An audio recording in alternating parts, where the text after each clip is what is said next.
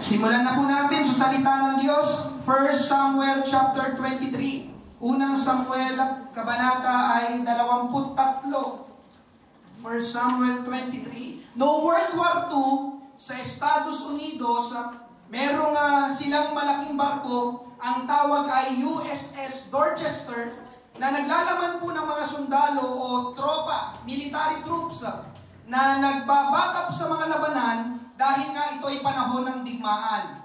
At doon sa barko na yun ay merong isang lalaki, ang pangalan niya ay si Charles W. David Jr. o Charles David Jr. Siya po ay isang African-American. May halong ibang lahi at maitim ang kulay ng kanyang balat dahil nga siya ay isang Afrikano o African. Siya ay napasama sa barkong USS Dorchester para magtrabaho bilang Coast Guard at magsilbi rin sa digmaan. Kaya lang, siya po ay hindi pinayagan sa ibang trabaho, kundi ang ibinigay lang sa kanyang trabaho ay mag-serve ng pagkain at kape sa mga sundalo o pasahero dahil sa kanyang lahi at kulay. Amen? Pero si Charles David ay matalino, may kakayahan, at magaling sa iba pang larangan. Ang gusto ko pong tignan natin ngayong gabi mga kapatid, si Charles David ay nakaranas ng tinatawag na mistreatment. Ang Tagalog po ng mistreatment ay pagmamaltrato, mababa o hindi pantay na pagtingin, at masamang pakikitungo. Mistreatment. Amen? Sa Bible, si David ng Israel ay nakaranas din ng tinatawag na mistreatment. Amen? At ano ang kanyang ginawa na maaari po nating i-apply sa ating buhay kung tayo man ay nakakaranas ngayon o makakaranas sa hinaharap ng mistreatment. Basahin po natin ang ating main text, 1 Samuel 23 verse 5. Talon po tayo ng 8 hanggang verse 13. Ganito po ang pagkasabi. Kaya't si David at ang kanyang mga tauhan ay pumunta sa Keilah. Nilabanan ng mga Filisteo, tinangay ang kanilang kawan, at ipinaranas sa kanila ang isang napakalaking pagkatalo. Gayon, iniligtas ni David ang mga mamamayan sa Keilah. Verse 8, tinawag ni Saul ang buong bayan sa pakikitigma upang lumusong sa Keilah at kubkubin si David at ang kanyang mga tauhan. Nang malaman ni David na nagbabalak si Saul ng masama laban sa kanya, sinabi niya kay Abiatar na pari, dalhin mo rito ang ephod. Nang magkagayon, sinabi ni David, O Panginoon, na Diyos ng Israel, nabalitaan ng iyong lingkod na pinagsisikapan ni Saul na pumunta sa Keilah upang wasakin ang lungsod dahil sa akin. Ibibigay ba ako ng mga tao sa Keilah sa kanyang kamay? Lulusong ba si Saul ayon sa nabalitaan ng iyong lingkod?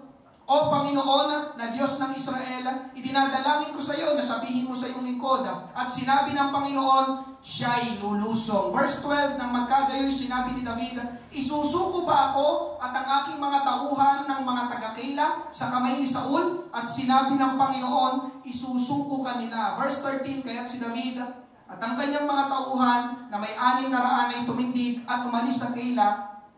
At sila'y pumunta kung saan man sila makakarating.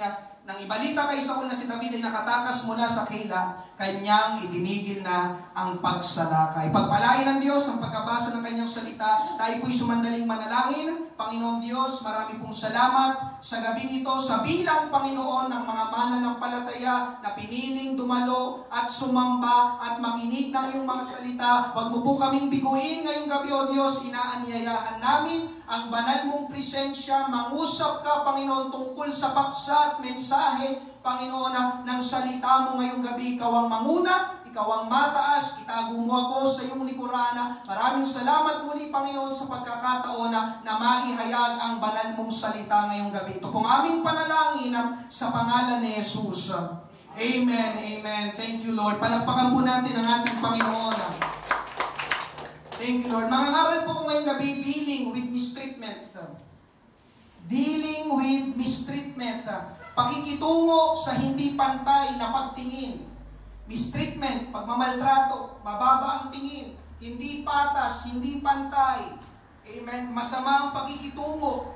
Una po natin pag-usapan ngayong gabi, mistreated. Hindi pinakitunguhan ng tama o maayos. Sa ating pong binasa, mga kapatid, sa 1 Samuel chapter 23, sa talatang 5, niligtas po ni David ang Keila mula sa mga Filisteo na kanilang kaaway. Ang Keila po ay parte ng Juda, lugar sa Israel. Kaya ibig sabihin ay kababayan ni David ang mga tao na naninirahan doon. At dahil kababayan, pinagpakitaan sila ni David ng kabutihang loob. Ginawan sila ng mabuti ni David. Subalit pagdating sa talatang 8, ang haring si Saul. Ito po mga kapatid yung panahon na si Saul pa ang hari sa Israel, pinagsisikapan niyang patayin si David dahil sa inggit at posisyon na si David ang papalit sa kanya sa pagiging hari. Nang mabalitaan ni Saul na si David ay nasa Keila, nagpasya siyang pumunta doon kasama ng mga kawal. At nang mabalitaan naman ni David na pupuntahan siya ni Saul, tinawag niya ang saserdote na si Abiatar para sumangguni sa Diyos kung anong mangyayari sa kanya. 1 Samuel 23 verses 11 to 12. Ibibigay ba ako ng mga tao sa Keila sa kanyang kamay? Lulusong ba si Saul ayon sa nabalitaan ng iyong lingkod? O Panginoon na Diyos ng Israel, idinadalangin ko sa iyo na sabihin mo sa iyong lingkod. At sinabi ng Panginoon, siya'y lulusong. Verse 12, nang magkagayon sinabi ni David, isusuko ba ako at ang aking mga tauhan ng mga taga-Keila sa kamay ni Saul? At sinabi ng Panginoon, isusuko kanila. So narito mga kapatid, may kalaban sa Keila, ang mga Filisteo. Gusto nilang sakupin ang Keila, pero buti na lang ay nandoon si David at ang kanyang mga tauhan, mga kasamahan, nakipaglaban sa mga Filisteo. Ipinagtanggol ang mga tao sa Keila at natalo nila ang mga Filisteo, kaya naligtas ang mga tao sa Keila. Subalit, nang pupuntahan na sila ni Saul, nagalit kay David, napatanong si David ngayon sa Diyos, Panginoon, ibibigay ba ako? Isusuko ba ako ng mga tao sa Keila sa mga kamay ni Saul? Sagot ng Diyos, oo, isusuko kanila, ibibigay kanila sa mga kamay ni Saul. Siguro ang sagot dito ni David, ha? Ano? Totoo? Pagtapos ko silang iligtas sa mga kaaway, sa mga Filisteo, ganun ang isusukli nila sa akin? Ibibigay nila ako kay Saul? Naunawaan niyo po ba mga kapatid? Anong makikita po natin dito? Si David ay nakaranas ng mistreatment. Hindi pantay na pakikitungo. Hindi pa man nangyayari dito mga kapatid, pero ganun ang mangyayari sa kanya ayon sa sinabi ng Diyos. Oo David, ibibigay ka nila. Isusuko ka ng mga tao sa Keila, sa mga kamay ni Saul. At ngayong gabi mga kapatid, ang tanong ko sa bawat isa, meron ba dito sa atin ngayon na ikaw ay nakaranas na hindi ka tinrato ng tama?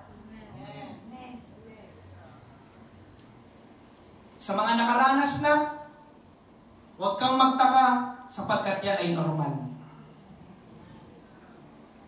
Sa mga hindi pa nakaranas, hintayin mo lang, baka hindi pa ngayon, pero mararanasan mo yun dahil yun ang realidad ng buhay. Can you say amen? Amen? Hindi lang po si David sa Bible ang makakaranas ng mistreatment, kundi bawat tao na nabubuhay ay makakaranas ng tinatawag na mistreatment. Amen? Because life on this earth is unfair. Amen po ba? Amen. Ang buhay o ang mabuhay dito sa lupa ay hindi patas, hindi pantay. Amen? Ang tinutukoy ko pong mistreatment, mga kapatid, ay hindi yung dahil pinakitunguhan ka ng masama dahil nakikitungo ka kasi ng masama. Hindi po yun ang pinupunto ko ngayong gabi. Ang pinupunto ko po ngayong gabi ay yung tinatawag na undeserved mistreatment. Amen? Ibig sabihin ng undeserved, hindi mo deserve na ikaw ay tratuhin ng ganun. Amen? Ginawan mo ng mabuti, pero ang ibabalik sa iyo ay masama. Sino po sa inyo nakaranas na po ng ganon? Ginawan mo ng mabuti, pero ang ibinalik sa iyo, amen, ay hindi mabuti. Amen po ba? Hindi ko bang makita yung kamay na nakaranas na ng ganon? Praise God. Halos lahat. Amen. Ganun ba talaga, Pastor? Ginawan ko na ng mabuti. Pero ang gagawin nila sa akin, hindi mabuti. Mga kapatid, ganun talaga. May nakasulat dyan sa harapan. Ang sabi dyan sa harapan, you will not always receive the same treatment that you did to someone else. Sa Tagalog, hindi mo palaging matatanggap ang eksaktong parehong pakikitungo na ginawa mo sa ibang tao. Sinong sangayon? You will not always receive the same treatment that you did to someone else. Sino dito, mga kapatid, ang nagbigay ka ng ulam sa kapitbahay? Pero sa halip na magpasalamat, nag-comment pa na hindi masarap ang luto mo.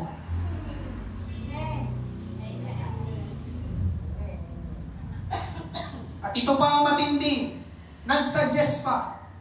Next time, pakidagdagan naman ng asin, ang tabang. Nakaranas mo ba? Amen? Sino dito, mga kapatid, na gusto mo sanang tumulong sa nahihirapan ng maglakad, na matandang tumatawid, pero nagalit sa'yo dahil sabi niya, kaya pa niya. Kaya ko pa. Ginagawa mo akong matanda. Matanda na po talaga. Kita naman po sa itsura niya. Amen. Sino dito, mga kapatid, nanginitian mo ang isang tao, pero ang binalik sa'yo ay pagtaas ng kilay? O pagbusangot ng muka? O pag-irap? Sino ba sa'yo nakaranas na po ng gano'n? Di ba kung titignan mo, mga kapatid, hindi mo deserve. Hinitian ko siya. Bakit niya ako tinaasan ng kilay? Anong problema niya sa akin? Amen mo ba? Sabalit yun ang totoo, mga kapatid. Listen, ikaw ay pwedeng makaharap ng mga tao na ang pagtingin sa iyo ay hindi pantay. Ang pakikitungo sa iyo ay masama kahit pa ang bait-bait mo sa kanila. Kahit pa tinutulungan mo sila. Amen. Sa New York, sa Amerika, mga kapatid, merong isang babaeng empleyado na ang kanyang boss ay nagkaroon ng matinding karamdaman na nakamamatay, kidney failure. Ang kailangan ay mapalitan ang kanyang kidney upang siya ay mabuhay. At itong babaeng empleyado ay nagmagandang loob na dinonate ang kanyang isang kidney para sa kanyang boss. Grabe ang kabutihan nito, mga kapatid. I-donate ang iyong kidney sa iyong boss na hindi mo kadugo. Pero ginawa ng babaeng empleyado. At dahil sa ginawa niya, ay gumaling ang kanyang boss. Na nung balik ang lakas at kalaunan, ay nakalabas sa ospital. Praise God. Pagkabalik ng boss sa trabaho, sa hindi inaasahang masamang pangyayari na nakaapekto sa kumpanya, tinanggal ng boss ang babaeng empleyado sa trabaho na nag-donate sa kanya ng kidney. Kung ikaw ay nakabasa, seryoso? Ginawa yun ng boss? Kung ikaw naman yung babaeng empleyado, seryoso? Boss, tinatanggal mo ako? Boss, baka nakakalimutan mo kung hindi dahil sa akin, patay ka na ngayon. Gusto mong bawiin yung kidney? Pero nangyari yun, mga kapatid, dahil yun ang buhay dito sa mundo. Listen, there are people that will mistreat you. Ulitin ko, there are people that will mistreat you. Can you say amen? Amen. Kahit ang ayos naman ang pakikitungo mo sa kanila. Ngayon, tignan natin ang ilan sa mga dahilan bakit ang tao ay nakakaranas ng mistreatment o hindi pantay na pakikitungo. Una, mga kapatid, yung tinatawag na racism. Ang racism ay yung hindi kanila kagaya, hindi kanila kalahi. At dahil hindi kanila kalahi, ikaw ay pwedeng makaranas ng mistreatment. Kagaya sa introduction kanina, si Charles David ay matalino at magaling. Pero dahil sa kanyang lahi na Aprikano, na maitim, nung panahon kasi nila, mga kapatid, grabe ang racism. Nung mga unang panahon sa Estados Unidos, mataas ang pagtingin ng mga puti sa kanilang sarili at mababa ang pagtingin ng mga puti sa mga itim. Amen? Kaya si Charles David ay hindi na-promote doon sa barko at nagsilbi lang na taga-serve ng pagkain sa mga pasahero kahit na matalino pa siya. Hindi sinabi ng mga kasama niyang sundalo, alam niyo, ito si Charles David, may potential ito na maging kapitan ng barko. Pero hindi ganun, mga kapatid. Ang nakita ng kanyang mga kasamahan sa barko ay yung kulay ni Charles David. Ay, maitim. Ay, hindi natin kakulay. Hindi yan pwede ma-promote. Ang dapat lang sa kanya, yan, bagay yan sa kanya, taga-serve ng pagkain at kape. Amen? Alam niyo, mga kapatid, noong pandemic 2020 o 2021, ang mga Asyano ay, ito'y panahon ng pandemic, ang mga Asyano, napanood ko noon sa balita, nakaranas din po sila ng discrimination sa Amerika. Hindi ko po alam kung napanood, siguro ng ilan sa inyo. Ang tawag po nila ay Asian hate. May napanood ako noon, may lalaking Chinese o Chinese-American na nasa labas ng restaurant, ang biglang sinuntok na lang ng isang puting Amerikano. Bakit? Wala lang. Hindi ko kasi kalahi. Amerikano ko, Chinese siya. Hindi siya dapat nandito sa Amerika. Nangyayari po ba yun? Nangyayari. People will mistreat you kasi magkaiba tayo, hindi tayo magkalahi. Hindi ka dapat nandito, bumalik ka sa iyong bansa. Amen po ba?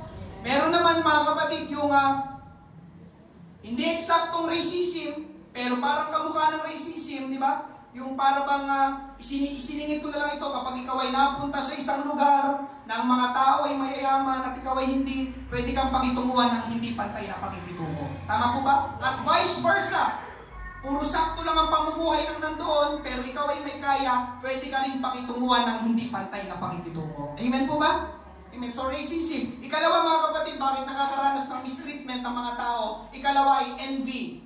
Pagkainggit. Katulad po ni Haring Saul, hinahanap niya si David dahil gusto niyang patayin si David.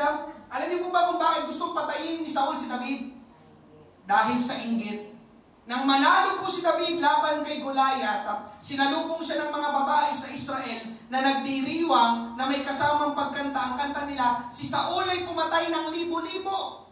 Si David naman ay pumatay ng laksa-laksa. 1 Samuel 18, 6-9. Sa kanilang pag-uwi, nang bumalik si David mula sa pagpatay sa Filisteo, ito'y si Goliath, ang mga babae ay lumabas mula sa lahat ng mga lungsod sa Israel na nag-aawitan at nagsasayawan. May mga pandereta, may mga awit ng kagalakan at mga panugtog ng musika upang salubungin si Haring Saul. At nag-aawitan sa isa't isa ang mga babae habang sila ay nagsasaya na sinasabi, pinatay ni Saul ang kanyang libo-libo at ni David ang kanyang laksa-laksa. Verse 8, galit na galit si Saul. At ang kasabihang ito ay ikinayamot niya at kanyang sinabi, kanilang iniukol kay David ang laksa-laksa at ang kanilang iniukol sa akin ay libo-libo. Ano pa ang mapapasa kanya? Kundi ang kaharian. Verse 9, mula sa araw na yon ay minatsagan ni Saul si David. Ako ang hari, pero ang kanilang parangal ay mas mataas para kay David. Nako, baka agawin ni David ang kaharian sa akin, pati ang kaharian sa akin. At ang sabi sa talatang siya, mga kapatid, minatsagan ni Saul si David. Ibig sabihin, mga kapatid, ng minatsagan, binantayan, sinubaybayan. Kaya kapag binasa niyo mga sumunod na kwento, pagtapos ng tagpong ito, hindi na naging mabuti ang pagtrato ni Saul kay David. Gusto nang patayin ni Saul si David. Nakaranas ng mistreatment si David kay Saul dahil sa inggit. Sino po sa inyo, mga kapatid, ang nakaranas na ng hindi maayos o tamang pakikitungo dahil alam nyo naiinggit sa inyo ang taong iyon o mga taong iyon?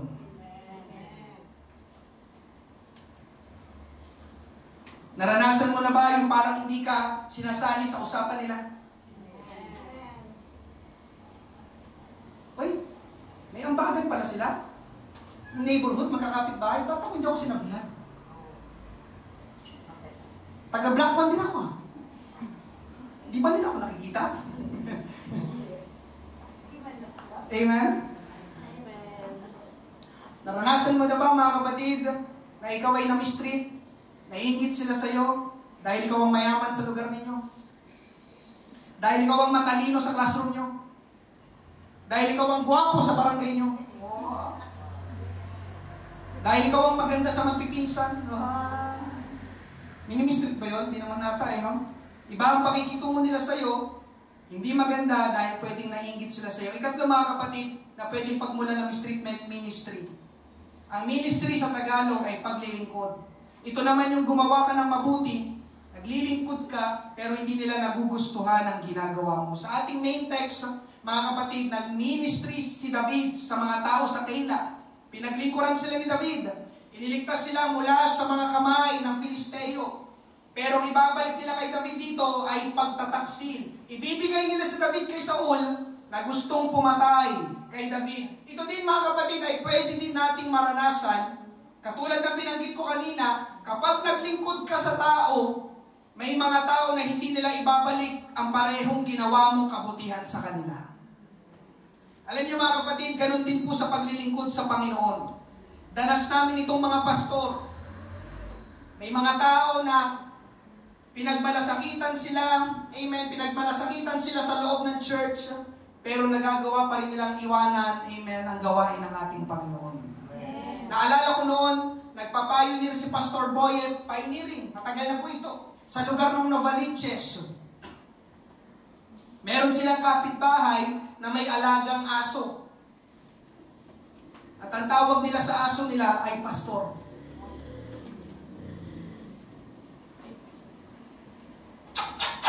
Pastor, naranasan ni Pastor Boyd yun sa Novaliches. Amen?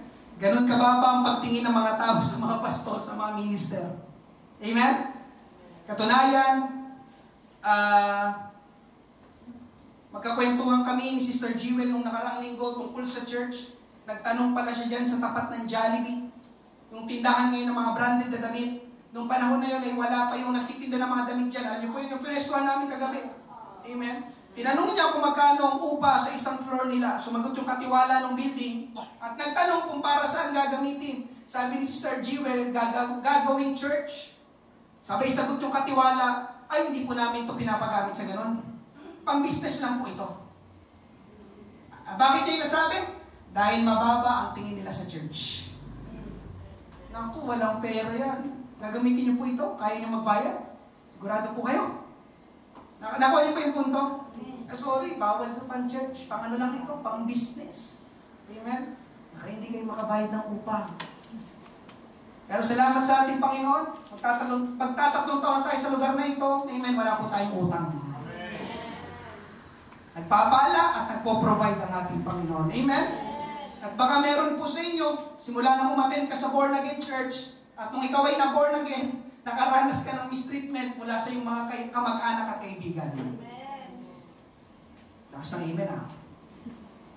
Amen po ba? Amen. Kaya pwede kang makaranas ng mistreatment dahil din sa ministry. So ang punto mga kapatid sa first point, people will mistreat us. Makakaranas po tayo ng mistreatment sa ayaw at sa gusto natin. Pangalawa, pag-usapan natin mga kapatid, responding incorrectly. Maling pagtugon. Ang tanong mga kapatid, anong gagawin mo kapag ikaw ay nakakaranas ng mistreatment o ikaw ay pinakitunguhan ng hindi tama? Pakikitungo na hindi mo naman deserve. Meron pong tatlong maling pagtugon ng tao. Ang unang maling pagtugon, bitterness, kapaitan. Ginawan ka ng masama, kahit gumawa ka naman ng mabuti, ang resulta ay magagalit ka. Can you say amen? Siyempre mga kapatid, natural, di ba? Yun naman talaga ang magiging reaction at response ng tao natin. Meron bang tao na ginawan siya ng masama, tapos ang saya pa niya? Meron ba ganon? Diba? Yung ginawan siya ng masama, tapos napapraise God siya, praise God. Hallelujah, ginawan ako ng masama.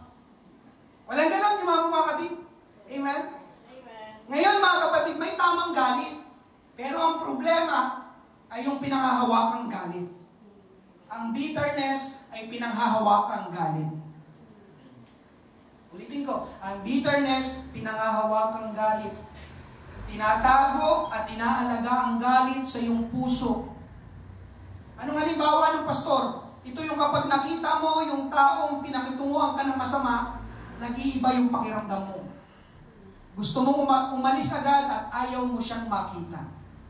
Sino po siya nakaranas ng gano'n? Huwag niyo na po itaas ang inyong kamay. Ang tawag po doon ay bitterness. Amen? Ito rin mga kapatid, yung kapag nakita mo yung taong ginawan ka ng masama, nanunumbalik yung ginawa niya sa iyong masama kahit ang tagal na ng panahon na nakalipas. Yun din ang tawag ay bitterness. Pag nakikita mo siya, parang ayaw mo talaga. Amen? Baka meron po sa inyong ganon. Ang tawag po doon mga kapatid ay bitterness. Ang bitterness ay hindi nawawalang galit sa iyong puso kahit matagal na.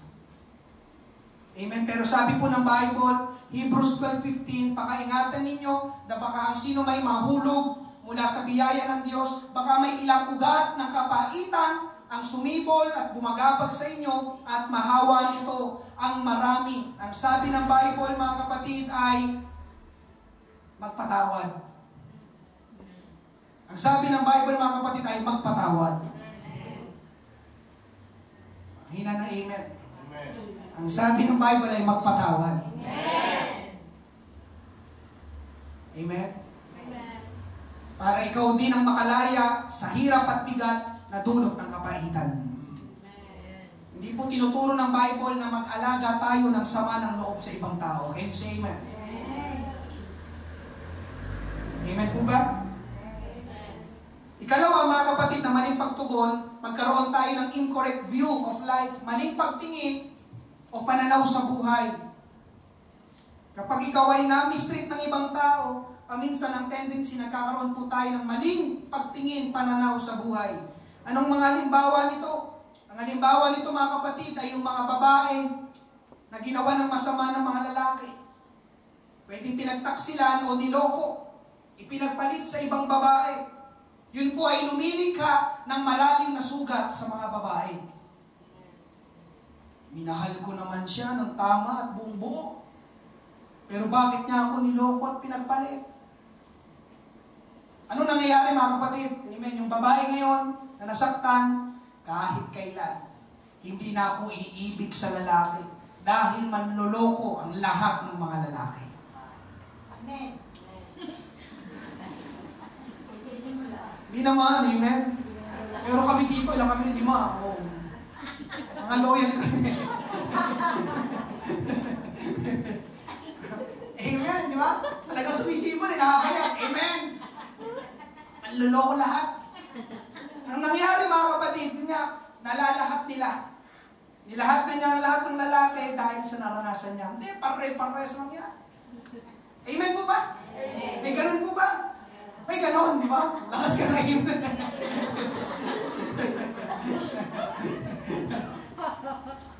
They felt it was unfair, mistreated. Nagkakaroon ng maling pananaw sa buhay. Amen? O sa mga lalaki. Pero ngayong gabi, mga kapatid, hindi po lahat ng lalaki ay ganon. Amen? Ganon din paminsan sa church. May mga tao na nagkaroon ng hindi magandang karanasan sa loob ng church. Dahil ang totoo, may mga pastor kasi na masama. Ulitin ko, may mga pastor kasi na masama. Parang hindi po kayo naniniwala. Akala nyo lahat ng pastor mabait, mabuti? Hindi. Merong mga pastor na masama. Dahil ang pastor ay tao pa rin. At hindi po lahat ng pastor tama ang motibo sa church. Merong mga pastor na biglang iiwanan yung kanilang church.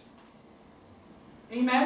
May pastor noon tayo sa ating church sa Taguig. Bago pa si Pastor Jerry, pinapadala ng support ng Mandaluyong at nagbibigay ng tithes and offerings sa mga kapatiran. Tapos hindi pala siya nagbabayad ng upa sa church. Hanggang sa umabot na kay Pastor Boyet, yung issue, siyempre si Pastor National Leader, siguro nagsumbong na yung may-ari ng bahay, dahil ang laki na ng utang. Hindi nagbabayad, parang 1 year pa o 2 years atang hindi nagbayad ng utang. Pero imagine gaano kalaki yun, mga kapatid. Kinausap ni Pastor Boyet, kaya lang ang problema, ayaw magpasakop ng tao na yun. Ngayon, wala na sa ating fellowship. Amen? Hindi ko na alam kung nasa ngayon. Ang problema ay dinala niya yung natitirang pera at ilang gamit noon sa Taguig Church. Pero salamat sa Panginoon, maganda ang ginagawa ngayon ng Panginoon sa Taguig Church. Amen. Nagliligtas ang Panginoon doon ng maraming mga tao. Amen. Siyempre, yun nga, apektado yung mga kapatiran, kaya may mga tao na kapag narinig ang church, ayaw nang dumalo kasi ang isip nila, pare-pareho lang naman yung mga church na yan, o yung mga Christian church na yan. Pera lang ang habol sa atin yan. Amen po ba? Amen. Kasi dahil sa karanasan nila, kasi yung pastor namin doon, nagtatides kami, nag-ooperate, hindi pala nagpapahid ng upa. Amen? At alam natin mga kapatid, yung malaking church sa Davao, kung totoo man yung ginagawa, yung kanilang leader sa mga miyembrong babae, di ba mga kapatid, nakakatrauma yun? Ayoko nang pumasok sa mga church. Manyak pala yung mga naglilingkod dyan sa harapan. Tama ba? May ganun ba? Salamat sa Panginoon. Hinakayag ng Panginoon. Amen? They experience mistreatment. Pero yun din ay maling pananaw mga kapatid. Dahil hindi naman po lahat ng church ay ganun. Amen? Opo, naunawaan ko. May mga ganung senaryo. Subalit hindi po natin pwedeng lahatin ang tao. Hindi po natin pwedeng lahatin ang bagay. Hindi po natin pwedeng lahatin ang pangyayari. Hindi po natin pwedeng lahatin ang church. Can you say amen? Kapag nilahat po natin, tayo po ay nagkakaroon ng incorrect view sa ating buhay dahil sa mistreatment. Ikatlong maling pagtugon mga kapatid, amen, dito tayo medyo magbibigay ng konting oras, ito po yung revenge. Ano po yung Tagalog ng revenge? Magiganti. Kapag ikaw ay nakaranas ng hindi maayos, hindi patas, hindi mabuting pakikitungo, ang dapat gawin, gumanti ka. Kapag binato ka ng bato, batuhin mo na. Sabi ng iba, tinapay pastor, pero isama mo yung train.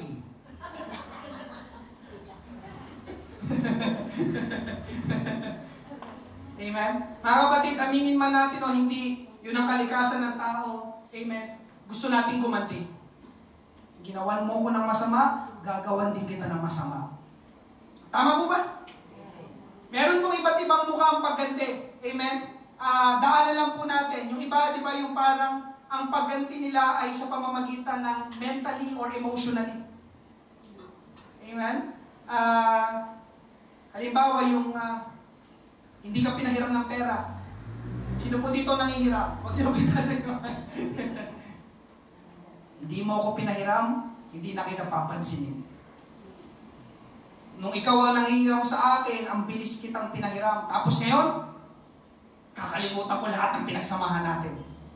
May ganun pa, ano? Amen. Nangyayari po ba yun? Amen. Nangyayari yun. Amen. Hindi mo ako inimbita sa birthday mo, hindi rin kita iimbitahan sa birthday ko. Diba? Kaya hindi mo inimbitahan, diba? Lahat kayo magkakapitbahay na doon sa bahay, siya lang yung wala na. Grabe, parang kapitbahay ko si Aling ano yun si Bakit? Parang ako hindi ko inimbitahan. Amen? Yung lahat ng bahay nila nakapatay yung ilaw kasi nandun sila sa may birthday. Sa amin tuloy bukas ang ilaw kasi hindi ako inimbitahan. Amen? Ano mangyayari mga kapatid, diba? Magsisimula na siya mag-isip, bakit hindi ako inimbitahan? Tapos sa kasunod, masasaktan na siya emotionally. Tama po ba? Amen? Meron pa mga kapatid, yung mga anak na pakiramdam nila, hindi naging mabuti sa kanilang magulang nila. Pwede silang gumanti sa pamamagitan ng pagre-rebelde. Hindi inaayos ang pag-aaral, magbibisyo, magbabarkada, tapos maya-maya nga, di ba, yung mga dalagita, nabubuntis. Paano ba naman kasi tatay ko, lagi nasa mga barkada niya. Walang oras para sa akin. Amen po ba? Puro inom ang inaatupag. Kapag sa kaibigan, galante. Pag sa akin, kuripot. Ako na mag-aaral. Tama po ba? May mga ganun, di ba? Gaganti ako. Nagre-rebelde ako. Amen?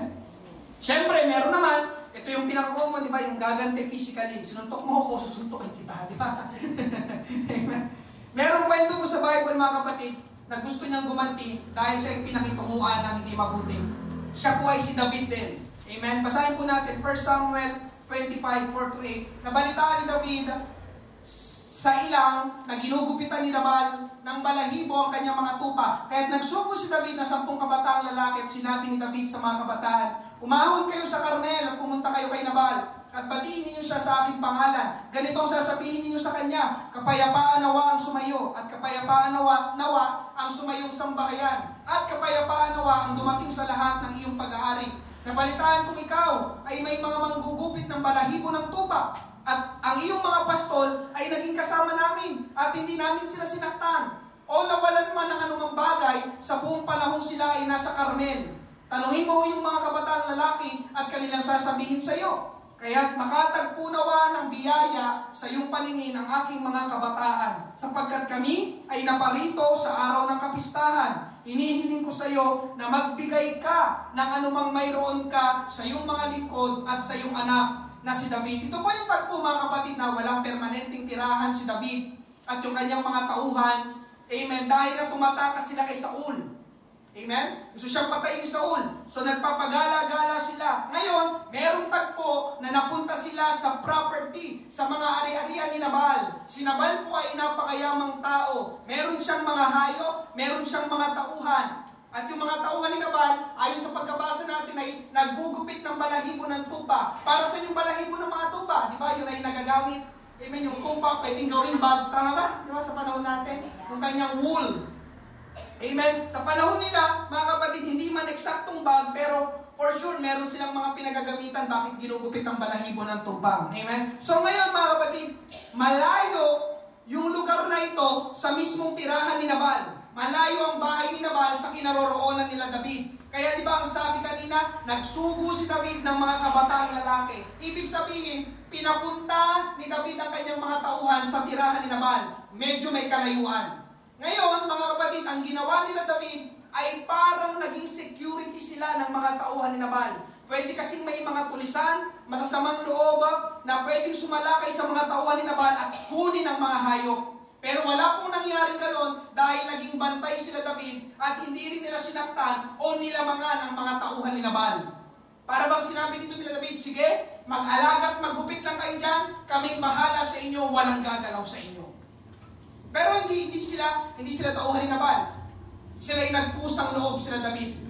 Maggupit lang kayo dyan, mag-alaga lang kayo dyan, kami ang bahala sa inyong mga tupa. Pero dahil walang permanenteng tirahan sila David at hindi alam kung saan makakakuha ng pagkain, naisipan ngayon ni David na humingi ng tulong kay Nabal. Total, tinulungan naman nila si Nabal. Nag-utos siya na magpapunta sa bahay ni Nabal at kausapin na baka pwedeng bigyan sila ng kahit ano na meron si Nabal. Ginoong Nabal, baka meron kayo diyang pagkain, inumin, damit na pwede mo nang ibigay sa amin. Binantayan namin ang iyong mga tauhan at ang iyong mga ari-arian. Walang nasaktan, walang nawala. So ang isip dito ni David, mga kapatid, susuklian din siya ng kabutihan ni Nabal dahil sa ginawa niyang kabutihan. Kampante si David na tutugon ng tama si Nabal. Ngayon, mga kapatid, pagdating ng mga tauhan ni David, ito ang tugon ni Nabal. Basahin natin. Verses 9 hanggang 12. Nang dumating ang mga kabataang tauhan ni David, kanilang sinabi kay Nabal ang lahat ng mga salitang iyon sa pangalan ni David at sila'y naghintay. At sinagot ni Nabal ang mga lingkod ni David at nagsabi, sino ba si David? Sino bang anak ni Jesse? Maraming mga alila sa mga araw na ito ang lumalayas sa kanilang mga Panginoon. Aking bang kukunin ang aking tinapay at tubig at ang karne na aking kinatay para sa aking mga manggugupit at ibibigay ko sa mga taong hindi ko nalalaman kung saan ang galing?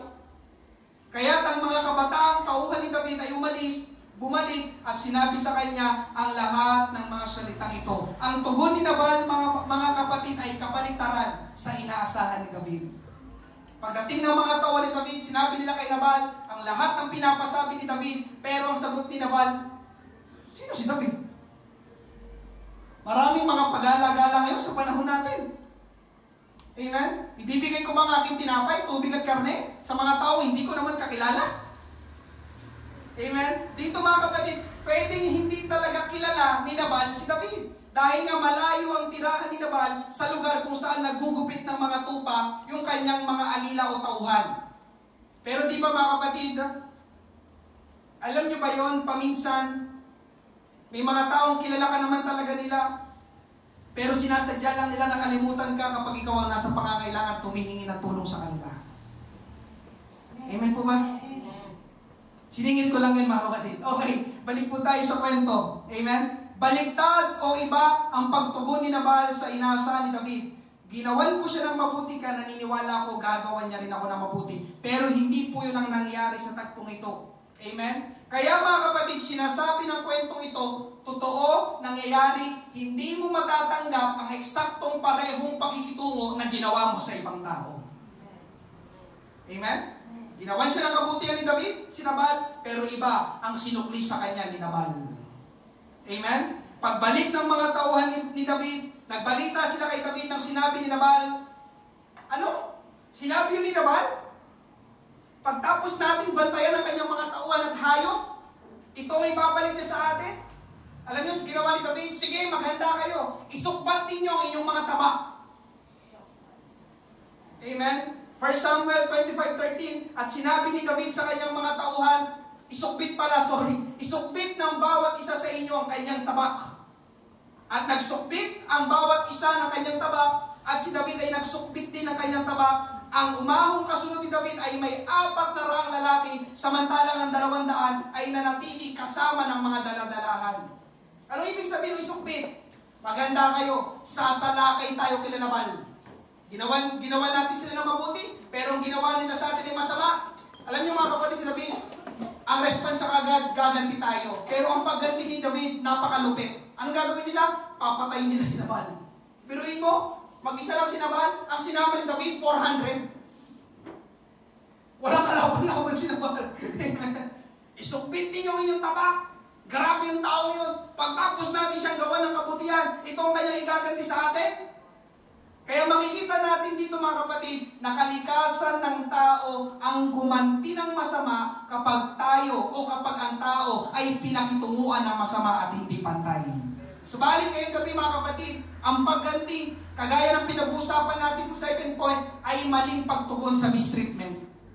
Buti na lang ay merong babae, ang pangalan niya si Abigail, nang mabalitaan niya na sasalakay sila David kay Nabal, siya na ang kumilos, naganda siya ng mga pagkain at inumin. Alam ni Abigail na si David ay naglilingkod sa buhay na Diyos, at ang Diyos ay merong dakilang plano sa buhay ni David, at yun ay pwedeng masayang dahil sa isang maling desisyon tulad ng pagganti ng masama.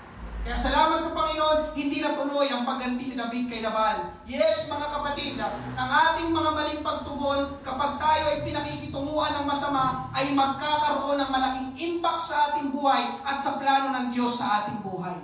At yun din po ay pwede magkaroon ng lasting impression sa mga tao na makakakita ng ating gagawing masama. Amen? Akala ko ba born again yun? Bakit nakikipag-away? Bakit gumaganti? Kaya ngayong gabi mga kapatid, ang dapat gawin ay tamang pagtugon. Responding correctly, tamang pagtugon. Tatlo din ito mga kapatid, kapag tayo ay mistreated, anong dapat natin gawin? Una, seek God's perspective.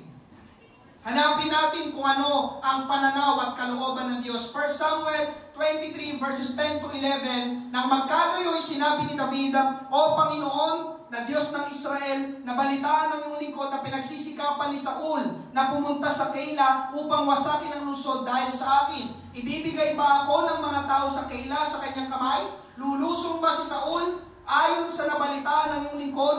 O Panginoon na Diyos ng Israel, idinadalangin ko sa iyo na sabihin mo sa iyong lingkod. At sinabi ng Panginoon, siya'y lulusong. Kapag ang tao mga kapatid ay pinakitunguhan ng masama, ang gagawin nila ay hahanap sila ng kaibigan na makakausap para i-open ang nangyari sa kanila at magtatanong kung anong dapat gawin. Amen. Sa kabilang banda, okay naman po yung mga kapatid, kaya lang ang problema ay may mga kaibigan po tayo na hindi mananampalataya.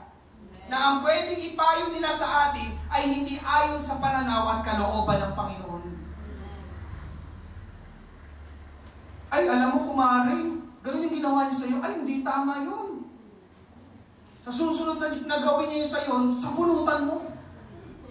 Hindi ka dapat ginaganyan. Amen po ba? May mga ganun may mga ganun na tinuturing mong kaibigan. Diba? Ay, hindi dapat ginawa niya yun sa'yo. Ay, mali yun. Hindi ka dapat ginaganyan. Amen po ba? Amen. Ang tamang pagtugon mga kapatid, ay alamin natin o hanapin natin ang pananaw at kalooban ng Panginoon. Bakit? Dahil hindi po natin ikasasama ang pananaw at kalooban ng Panginoon sa ating buhay. Kaya every time mga kapatid na may lumalapit sa akin para magtanong, amen, ang lagi kong ipinapayo ay kung anong sinasabi ng aklat na ito. Hindi lang basta sa aking sariling opinion. Lagi kong binabalikan, ano bang sabi ng Bible? Diba? Pastor, bala ko po kasi magpa-abort. Ano bang sabi ng Bible? Ay, naku sister, kasalanan yan. Amen po ba? Hindi, oo, dagdag lang sa populasyon na. Tama. Hindi, di ba? Amen? Ikalawa, mga kapatid, move on. 1 Samuel 23:12-13. Nang magkagayoy, sinabi ni David, isusuko ba ako at ang aking mga tauhan ng mga taga-Keila sa kamay ni Saul? At sinabi ng Panginoon, isusuko ka nila. Verse 13, kaya't si David at ang kanyang mga tauhan na may 600 ay tumindig at umalis sa Keila at sila'y pumunta kung saan man sila makakarating. Nang malaman po ni David na siya ay isusuko ng mga tao sa Keila, hindi niya binalikan ang Keila para gumanti. Kundi ang ginawa nila ay ano? Umalis sila sa Keila. O sa ibang salita ay nag-move on sila. Pero sa ating sitwasyon ngayon mga kapatid, hindi natin pwedeng gawin ito yung ginawa nila David na paalis-alis, di ba? Ay, ayoko na din sa poblasyon, nilipat na ako sa Santa Ana. Ay, ayoko na sa Santa Ana, nilipat na ako sa San Pedro. Hindi ganun mga kapatid. Dahil ang totoo, kahit saang lugar tayo mapunta, merong tao. Anong ibig sabihin mo, pastor, na merong tao? Hindi lahat ng tao ay kagaya mo. Hindi lahat ng tao ay kaugali mo. Ibig sabihin, kahit saang lugar na may tao, ay posible na may makitungo sa iyo ng masama kahit saan ka pa mapunta. Amen po ba? Kaya kung magpapalipat-lipat tayo ng lugar para umiwas sa mga tao, hindi lugar ang dapat nating lipatan, kundi planeta. Kasi dito sa Earth, amen, nandito ang mga tao. Amen. Sa Mars yun, walang tao doon. Walang mag-ministry sa'yo doon. Amen po ba? Ang move on po na tinutukoy ko dito na may apply natin sa buhay ay yung move on ng pagpapatawad at pagkalimot sa masamang nangyari. Amen po ba? Amen. Lalo na kung sobrang tagal na panahon yung pangyayari. Sinaktan ako niya noong 2005. Mga kapatid, move on. 20 years na ago, nakalipas. Amen po ba? Pastor, kung alam mo lang yung sinabi niya sa akin 10 years ago, ang pangit ko daw. Bakit? Hanggang ngayon naman yun. Love you. Wala po nandito. Sorry.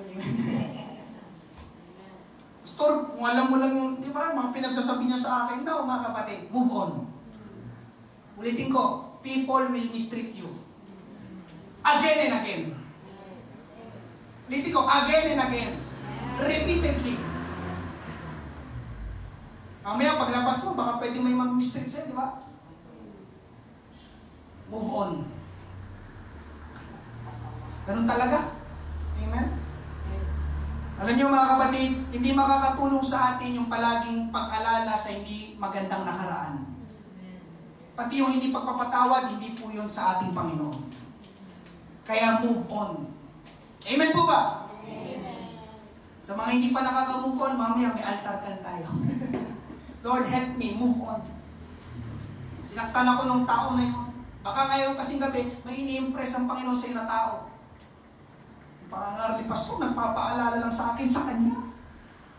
Move on. Amen po ba? Ikatlo, mga kapatid, ito medyo mahirap. Serve those who mistreated you. Paglingkuran ang mga taong nakasakit sa iyo o pinakitungan ka ng masama. Teka, pastor, parang iba na yan Ba? Kanina magpatawad lang o kalimutan yung nangyari. Aba ngayon, maglingkod na. Ginawan ko siya ng masama. Ginawan ako ng masama. Tapos sinasabi mo, pastor, nagawan ko siya ng mabuti. O, teka lang, pastor, iba na yan. Parang ibang doktrina na yan, pastor No, mga kapatid. Kapag ikaw ay minimistreat, ang tamang pagtugon, ang correct response, paglingkuran mo pa sila. Gawan mo pa sila ng mabuti. Nandiyan pa po ba kayo? Amen. Katulad po ng pangangaral ko noong last Thursday, napansin nyo ba mga kapatid? Habang ginagawa ko ito, ang aklat na ito ay naglalaman ng mga prinsipyo, pananaw at paraan na iba sa prinsipyo, pananaw at paraan ng tao. Di ba ba? Mga kapatid, nung nakaraan, gusto mong pagpalain, magbigay. Teka lang, pastor, di ba pag nagbigay, mawawalan? Tama ba? Ngayon naman, ministry ka, ginawa ka ng masama. Tapos, pastor, gagawa ko siya ng mabuti. Ba, teka lang, pastor. Nakuha niyo ba yung mundo? Anong ginagawa ko? Wow! Grabe. Iba talaga ang pananaw ng Bible sa pananaw ng tao. Can you say amen? Amen. Lagi po tayong hahamunin ng aklat na ito na gawin kung ano ang kontra sa ating common sense. Parang hindi common sense yung pastor, ginawan ka na ng masama, tapos gagawan mo pa siya ng mabuti. Parang salungat sa logic natin. Amen po ba? Pero nais kong malaman po ng bawat isa, nakaharap ko ngayong gabi, kung ano po ang sinasabi ng aklat na ito, pananaw, prinsipyo ng Diyos, ito po ang palaging tama. Ulitin ko po, ito po ang palaging tama. At dahil ito po ang palaging tama, ibig sabihin, ito po ang dapat nating gawin. Amen po ba? Alam niyo mga kapatid, kagaya din sinabi ko last Thursday, nandoon palagi ang pagpapala sa mga taong marunong sumunod sa kalooban ng Panginoon. Sa sinasabi ng Bible. Can you say amen? Amen. Hallelujah. Bago tayo magtapos mga kapatid, si David, nalaman niya na isusuko at ibibigay siya ng mga tao sa Keila kay Saul. Alam niyo mga kapatid, ginawa niya ng mabuti, pero hindi siya ginawa ng mabuti. At nung panahon na yon, dumating ang panahon na yung Juda, humingi sila ng hari. At yun nga si David, ibigay mo na si David sa amin para maging hari. Ang Keila mga kapatid ay parte ng Juda. At tumalaman ni David na gagawin na siyang hari ng Juda. Alam niyo mga kapatid, walang sinabi si David na, sige, payag ako na maging hari ninyo. Pero, ito kasing parte ng lugar na ito, itong Keila na ito, itong mga tao na ito, nung ako ay hinahanap ni Saul para patayin, ibibigay doon nila ako kay Saul. Payag ako na maging hari ninyo, pero sa isang kondisyon, paalisin niyo ang mga taong ito. O patayin niyo silang lahat. Ayaw ko sila. Paglingkuran. Pero alam niyo mga kapatid, wala tayong mababasa na gano'n. Amen? Hindi ginawan si David ng hindi mabuti. Ang ginawa ni David, umayag siya. Yes, walang problema. Gusto niyo ako maging hari? Ako hindi talaga ng Diyos maging hari. Paglilingkuran ko kayo. Amen? Sa mula di mababasa na, wala pa lang, di ko na nilagay. Amen? Mga kapatid, naunawaan ko, parang ang hirap nito gawin. Subalit, magagawa pa rin po natin ito kung hihingi po tayo ng tulong sa Panginoon. Magagawa po natin ito dahil ito ang kalooban ng ating Panginoon. Magagawa po natin ito kung tunay na na-born again na po tayo. Ginawan ako ng masama, they mistreated me, pero gagawa ko sila mabuti. Amen. Sinasabi po ng Romans 12:19-21, ito po yung panghuling verse. Mga minamahal, huwag ninyong ipagiganti ang inyong sarili, kundi ipaubaya iyon sa galit ng Diyos. Sapagkat nasusulat, akin ang paghihiganti. Ako ang gaganti, sabi ng Panginoon. Verse 20, kaya't kung ang iyong kaaway magutom, ano sabi? Ano sabi? Ano sabi? Kaya mo? Kaya mo? Kaya mo? Ano sabi ng Bible? Kung siya'y mauhaw, anong sabi? Ano sabi? Grabe ang Bible, ano? Seryoso? Sapagkat sa paggawa mo ng ganito, ay mga baga ng apoy ang ibubuntun mo sa kanyang ulo. Verse 21, napakaganda. Huwag kang padaig sa masama, kundi daigin mo ng mabuti ang masama. E dyan pa po ba kayo? Pag binato ka ng bato, batuhin mo na? Yun yun. May palaman. Praise God. May palaman pa.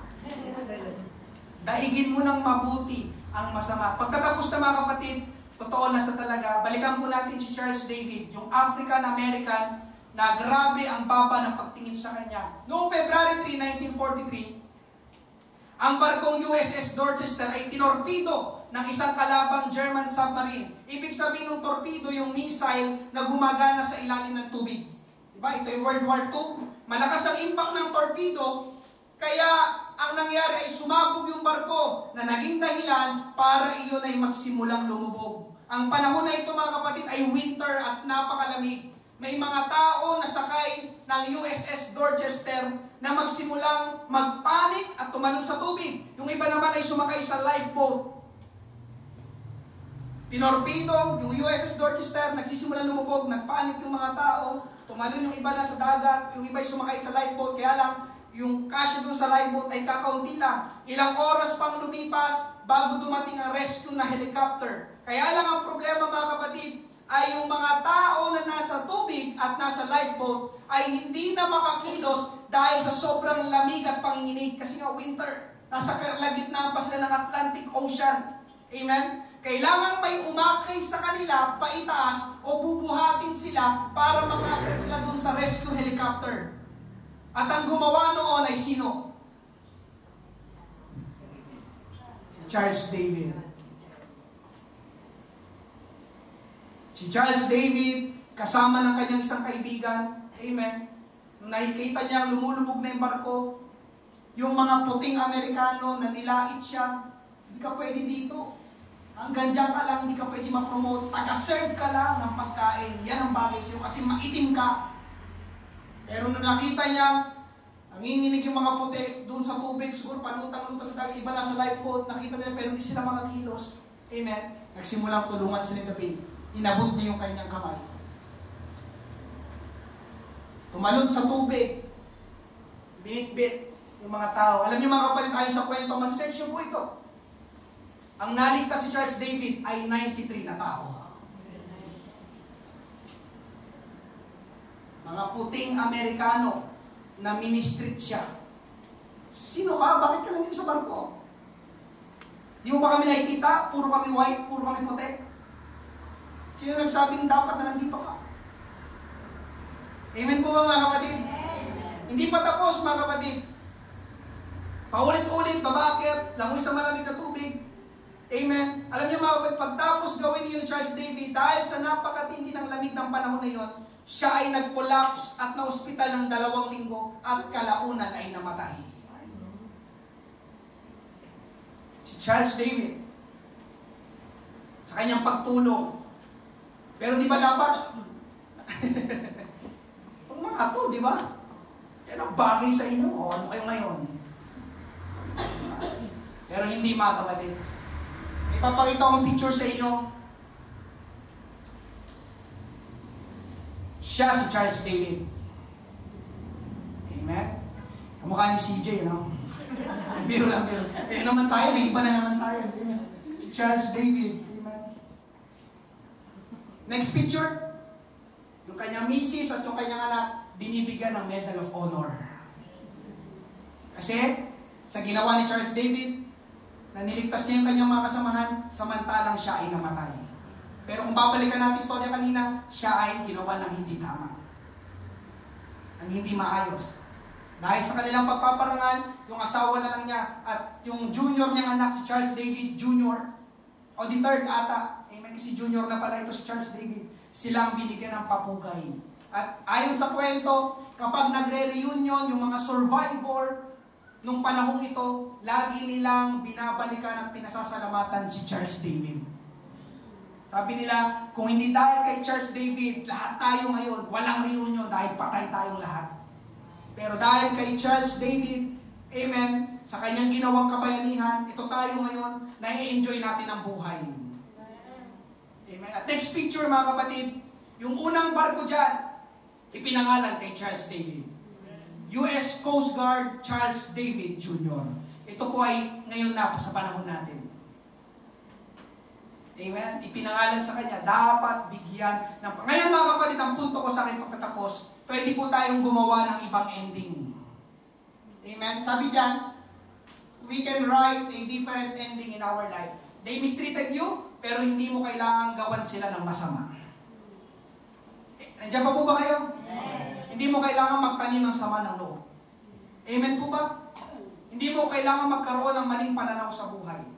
Ngayong gabi, mga kapatid, daigin natin ng mabuti ang masama. Palakpakan, pasalamatan, purihin natin ang ating Panginoon. Tayo po'y magsimong lahat. Amen, Lord. Salamat po sa pangangaral ng iyong salita. Hindi ko man po alam, eksakto, Diyos, ang karanasan, ang mga nangyayari at mga kinakaharap ng aking mga kapatid na ito. Tulungan mo sila, O Diyos, every time that they experience, Lord God, that life is unfair. Every time, Panginoon Diyos, na sila'y nakakaranas ng mistreatment, help them, Lord God, magkaroon sila ng tamang pananaw. tamang pagtugon, O Diyos, sa mga tao na kanilang nakakaharap. Patuloy silang tumingin, umasa at humingi ng tulong sa iyo, Panginoon, na kanilang madaig ng mabuti ang masama. Tayo po mga kapatid ay mag-altar call ngayong umaga, kung saan mang bahagi ng pangangaral na pwede kayo kinausap ng Panginoon, isuko natin, amen, ngayong gabi, ang anumang mga bagay sa ating puso na yan ay hindi kalooban ng ating Panginoon. Habang tayo po umaawit, banal mong tahanan, thank you, Lord. Tayo manalangin sa ating Panginoon na, praise God, kung may kailangan tayong patawarin, palayain ngayong gabi, gawin natin sapagkat yan ang nais at kalooban ng ating Panginoon. Thank you, Lord. We can write a different ending. Hindi ibig sabihin na ginawan tayo ng mabuti, ang igaganti natin sa kanila ay hindi na rin mabuti. Amen. Hallelujah. Hindi po ganoon ang tinuro sa atin ng Panginoon. Hindi po ganoon ang tinuro sa atin ng salita ng Diyos. Amen. Lagi tayo mahamuni ng salita ng Diyos sa lungata, sa ating kalikasan, laban sa ating common sense, kontra sa ating logika. Pero mga kapatid, ang sinasabi ng salita ng Diyos ay ang palaging tama. Hallelujah. At dahil ito ang palaging tama, ito ang dapat nating sundin at gawin. At nais kong sabihin sa bawat isa, mga kapatid, doon tayo mapapabuti sa sinasabi ng salita ng Diyos. Lord, help us tonight. Thank you, Lord. Thank you, Lord. Hallelujah. Thank you, Lord. Hallelujah. People will mistreat us, pero lagi ka namin kasama, Panginoon. Bigyan mo kami sa aming puso, O Diyos, ng tamang pananaw ayon sa iyong salita. Ang mga salita mo, palagi mong ipaalala sa amin, Panginoon. Every time na kami humaharap, O Diyos, sa mga hindi magagandang pangyayari, katulad ng aming tinalakay ngayong gabi, na hindi mabuting pakikitungo ng ibang tao, O Diyos. Salamat, Panginoon. Patuloy kaming magiging matatag, hallelujah, sa paglilingkod sa iyo, Panginoon. Thank you, Jesus.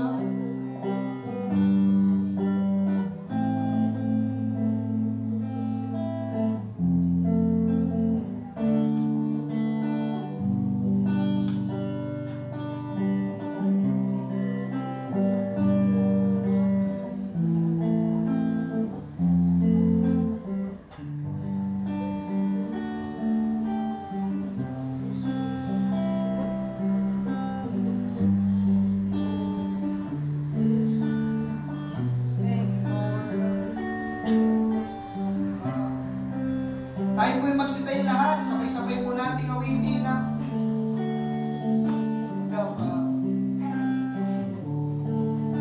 ikaw ay mamasdan, makanig ka at sa'yo ay kumikinsan. Loobin mo ang buhay ko'y maging anong tahanan, luglugan ng iyong wagas na pagsinta, daluyan ng walang hanggang mga mabulit pagsamba. Maghari ka, O Diyos, ngayon sa uling pagkakataon, loobin mo ang buhay ko'y maging banal mong tahanan, luglugan ng iyong wagas na pagsinta, daluyan ng walang hanggang mga murit pagsamba. Maghari ka, O Diyos, ngayon at kailan. Yes, pagharian mo kami, Panginoon. Maghari ka, O Diyos, ngayon at kailanman. Maghari ka, O Diyos, ngayon at kailan naman. Purihin, pasalamatan natin ang ating Panginoon na dakila ka, O Diyos. Salamat. We give you glory and we give you praise. Hallelujah. We give you glory, we give you praise. Thank you, Lord. Thank you, Jesus. Hallelujah. Eksakto, mga kapatid, yung ating inawit ngayong gabi. Amen. Habang inawit natin ang impression sa atin ng ating Panginoon.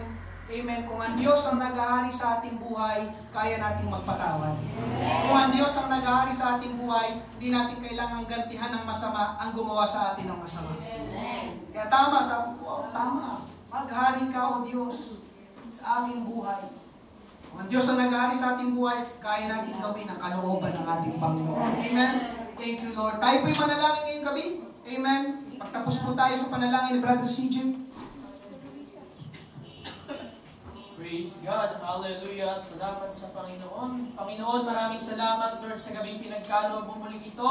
Sa bawat mga salita mong aming natanggap, Panginoon, aming dalangin na magsilbing tumbaon sa aming buhay, Panginoon. Yun din, Panginoon, dalangin namin, Panginoon, bawat isa. Kaya samahan mo sa araw-araw namin buhay, Panginoon. Ngayon din, kung meron man kami kaumihan sa aming puso, hindi pagpapatawad, bitterness, Panginoon Jesus, kapaitan, Lord God. Dalangin namin na aming isinusuko sa iyo, Panginoon Jesus, sa mga bagay niyon, Panginoon. Ikaw, O Diyos, ay siya maghari sa aming buhay, Panginoon. At mangyayari lang yun kung aming pahintulutan, Panginoon, na kami nilinisin mo, Panginoon Jesus, sa anumang kalikuan, Panginoon, ang nagtatago sa aming puso, Panginoon. Maraming salamat sa iyong mga salita na aming natanggap sa gabi ito. Maraming salamat sa pagpapala, Panginoon, sa bawat mga araw na iyong patuloy na iniinto sa aming mga puso at isipan, Panginoon.